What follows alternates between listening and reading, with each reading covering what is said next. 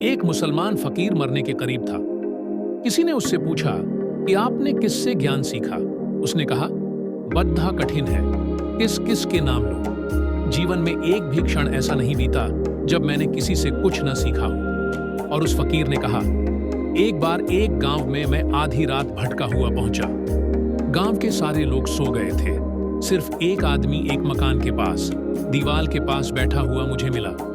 मेरे मन में ख्याल हुआ कि हो न हो यह कोई चोर होना चाहिए।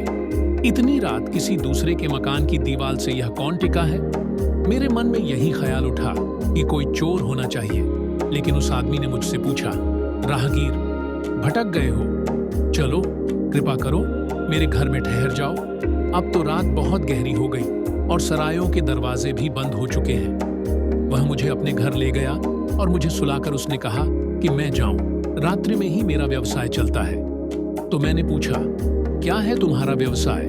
उसने कहा कि परमात्मा के एक फकीर से झूठ न बोल सकूंगा, मैं एक गरीब चोर हूं। वह चोर चला गया और उस फकीर ने कहा कि मैं बहुत हैरान रह गया। इतनी सच्चाई तो मैं भी नहीं बोल सकता था। मेरे मन में भी कितनी बार चोरी के ख्याल नहीं उठे और मेरे मन में भी कौन कौन सी बुराइयां नहीं पाली हैं, लेकिन मैंने कभी किसी को नहीं कही। इतना सरल तो मैं भी न था जितना वह चोर था। और रात जब पूरी बीत गई तो वह चोर वापस लौटा। धीरे धीरे कदमों से घर के भीतर प्रवेश किया ताकि मेरी नींद न खुल जाए। मैंने उससे पूछा, कुछ मिला, कुछ लाए? उस चोर ने कहा, नहीं, आज तो नहीं, लेकिन कल फिर कोशिश करेंगे। वह खुश था, निराश नहीं था। फिर 30 दिन मैं उसके घर में मेहमान रहा और वह 30 दिन ही घर के बाहर रोज रात को गया और हर रोज खाली हाथ लौटा। और सुबह जब मैंने उससे पूछा कि कुछ मिला तो उसने कहा, नहीं, आज तो नहीं, लेकिन कल जरूर मिलेगा, कल फिर कोशिश करेंगे।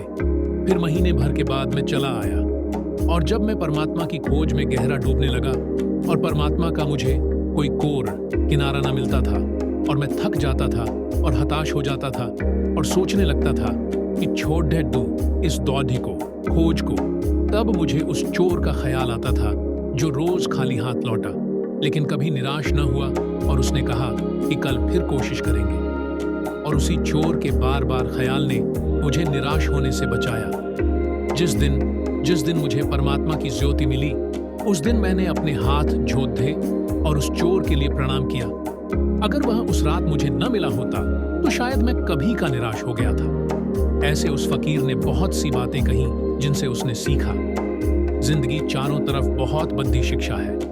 जिंदगी चारों तरफ बहुत बद्धा सत्य है। जिंदगी चारों तरफ रोज रोज खद्दी है द्वार पर। हमारी आंखें बंद हैं और हम पूछते हैं सत्संग करने कहाँ जाएं? और हम पूछते हैं किसके चरण पकड़ दें, किसको गुरु बनाएं? और जिंदगी चारों तरफ खद्दी है, सब कुछ लुटा देने को, सब कुछ खोल देने को, और उसके प्रति हमारी आंखें बंद हैं और हृदय बंद है।